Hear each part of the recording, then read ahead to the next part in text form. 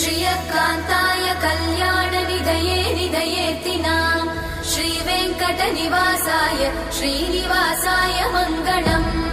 लक्ष्मी सविभ्रमालोकसुभ्रूविभ्रमचक्षुषे चक्षुषे सर्वलोकानां वेङ्कटेशाय मङ्गलम्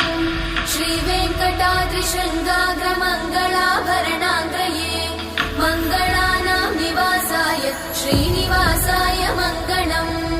सर्वावयव सौन्दर्य सम्पदा सर्वचेतसां सदा सम्मोहनायास्तु वेङ्कटेशाय मङ्गलम् नित्याय निरवध्याय सत्यानन्दचिदात्मने सर्वान्तरात्मने श्रीमद् वेङ्कटेशाय मङ्गलम् स्वतः सर्वविदे सर्वशक्तये सर्वशेषिने सुलभाय सुशीलाय वेङ्कटेशाय मङ्गलम्।